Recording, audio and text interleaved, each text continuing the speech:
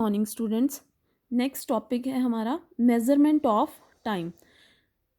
जब हमारे पास क्लॉक्स नहीं हुआ करती थी पुराने टाइम में, तो टाइम को कैसे डिसाइड किया जाता था? जो हमारे एल्डर्स थे वो अप्रॉक्सीमेट टाइम बता देते थे दिन का बाय लुकिंग एट शेडोज़। जो छाया परछाई होती है, सन की रेज़ होती हैं, उससे ही वो अप्रॉक्सीमेट टाइम बता दिया करते थे। वो कैसे टाइम इंटरवल को मेज़र करते थे कि अब 1 मंथ हो गया है, अब 1 ईयर हो गया है। जो हमारे एंसेस्टर्स थे, हमारे जो पूर्वज थे, उन्होंने एक बात नोटिस करी कि जो भी हमारे नेचर में इवेंट्स होते हैं, वो अपने आप को एक फ़िक्स्ड इंटरवल के बाद रिपीट करते हैं। जैसे कि एग्ज़ाम्पल है, जो सन राइज़ करता है वो every day in the morning morning में राइज़ करता है, और जो टाइम होता है वन सनराइज़ से नेक्स्ट सनराइज़ तक का, उसे हम क्या कहते हैं? A day. उसी तरह से एक मंथ को कैसे मेज़र किया जाता है? वन न्यू मून, एक अमावस का दिन है, उससे नेक्स्ट न्यू मून तक उसे हम कहेंगे 1 मंथ कंप्लीट हो चुका है। ईयर को कैसे मेज़र किया जाता था? कि जो अर्थ जो है एक रिवॉल्यूशन कंप्लीट करती थी जब सन के अराउंड, तो उसे हम कहते थे कि 1 ईयर कंप्लीट हो चुका है। तो धीरे धीरे ये तो थे बहुत ज़्यादा इंटरवल, मतलब बहुत ज़्यादा लॉन्ग इंटरवल थे कि 1 डे हो गया, 1 मंथ हो गया, 1 ईयर हो गया। धीरे धीरे हमें टाइम को छोटे इंटरवल में मेज़र करने की ज़रूरत पड़ी, और उसके लिए क्लॉक्स और वॉचेस की डिस्कवरी हुई।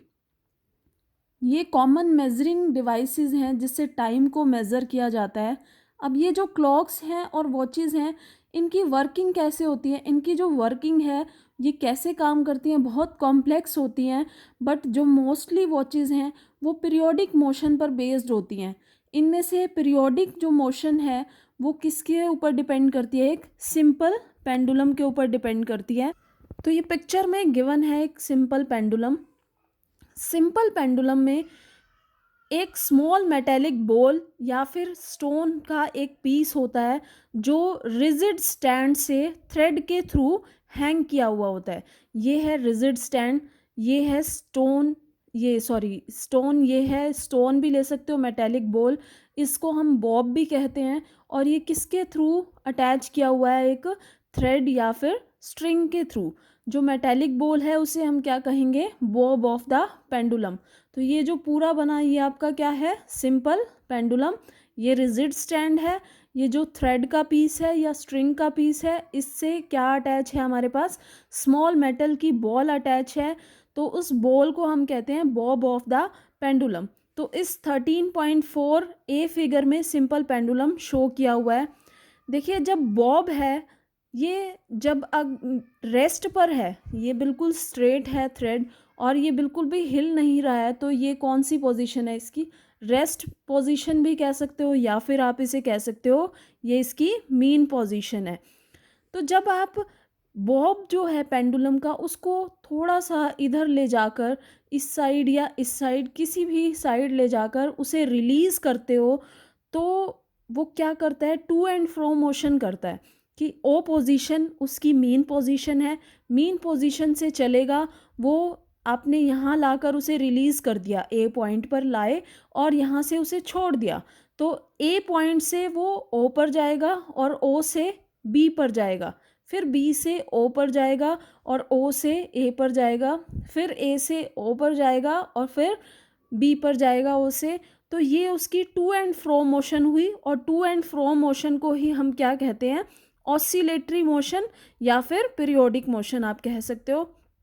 तो पेंडुलम जो है वो वन ऑसिलेशन कब कंप्लीट करेगा?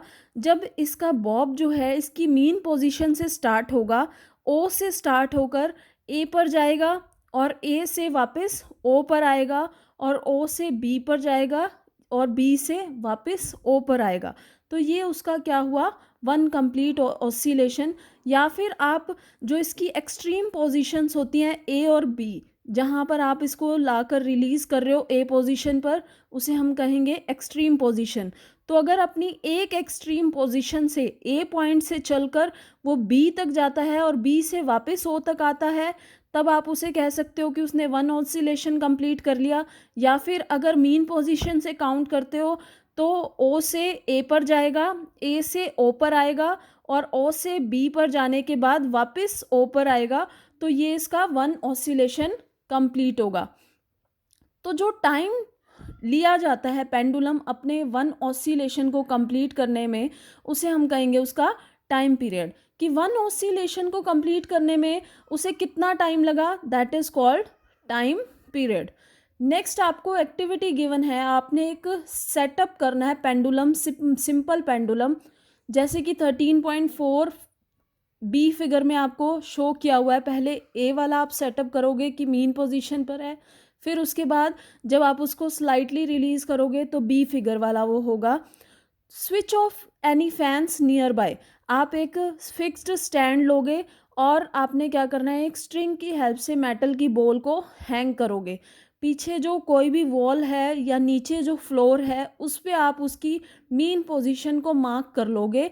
ओ point that is mean position, ये उसकी मीन पोजीशन होगी। अब टाइम पीरियड को मेज़र करने के लिए हमें क्या चाहिए, एक स्टॉप वॉच की ज़रूरत है। अगर स्टॉप वॉच अवेलेबल नहीं है तो टेबल क्लॉक या फिर आप रिस्ट वॉच का भी यूज़ कर सकते हो। उसके बाद आपने पेंडुलम को मोशन में लाना है कि आप ओ पोजीशन से उसकी मीन पोजीशन से एक्सट्रीम पोजीशन कोई भी ए पॉइंट पर लाकर आपने उसे रिलीज़ कर दिया। तो आपने ये ध्यान रखना है कि जो स्ट्रिंग है वो टाइटली, टॉट मतलब कि बहुत टाइटली होना चाहिए और स्ट्रेच्ड होना चाहिए, बिल्कुल बीच में जो है वो मुड़ा हुआ नहीं होना चाहिए, बिल्कुल स्ट्रेच्ड होना चाहिए और जो है टाइटली फिक्स होना चाहिए स्टैंड के ऊपर। तो बॉब जो है उसे पुश कर, बहुत तेज से धक्का नहीं देना, उसे हल्का सा पकड़ के बस रिलीज करना है। अब आप क्या करेंगे, note the time on the clock when the Bob is at its mean position. अब आप टाइम को नोट करोगे जब बॉब उसकी मीन पोजीशन पर है, या फिर आप क्या कर सकते हो, मीन पोजीशन पर नहीं नोट करना चाहते तो आप क्या करो कि जब बॉब को आप एक्सट्रीम पोजीशन पर लेकर आए, उस एक्सट्रीम पोजीशन पर आप टाइम नोट करना स्टार्ट कर दोगे। जब आपने इसको रिलीज़ किया एक्सट्रीम पोजीशन से, वो बी पॉइंट तक जाएगा और बी पॉइंट से वापस ए पॉइंट तक आएगा, तो ये हो गया उसका वन ऑसिलेशन। तो आपने ये अपनी ऑब्जर्वेशन रिकॉर्ड करनी है कि वो 20 ऑसिलेशन कितने टाइम में कर रहा है। आप इसी तरह से 20 टाइम्स, जब तक वो 20 ऑसिलेशन कंप्लीट कर ले, उस टाइम को उस स्टॉप वॉच में आप कैलकुलेट कर लो, आप नोट कर लो। तो फर्स्ट ऑब्जर्वेशन वो बिल्कुल सिंपल होगी, your observation could be different from this. उसके बाद नेक्स्ट आप उसी एक्टिविटी को बहुत बार करो, अपनी ऑब्जर्वेशन को हर बार नोट करो by dividing the time taken for 20 oscillation. देखिए 20 ऑसिलेशन को कंप्लीट करने में उसे कितना टाइम लगा, आप उसे 20 से डिवाइड कर दोगे तो आपके पास वन ऑसिलेशन को कंप्लीट करने का टाइम आ जाएगा, और उसी को ही हम क्या कहेंगे, टाइम पीरियड ऑफ पेंडुलम। कि आपके पास अगर मान लो 20 ऑसिलेशन को कंप्लीट करने में उसे 60 सेकेंड्स लगे, 60 सेकेंड्स लगे तो आप उसे किससे डिवाइड करोगे, उसने 60 सेकेंड में 20 ऑसिलेशन कंप्लीट किए हैं तो आप उसे 20 से डिवाइड कर दोगे, तो वन ऑसिलेशन कंप्लीट करने का उसका टाइम पीरियड क्या आएगा, 3 सेकेंड्स आ जाएगा।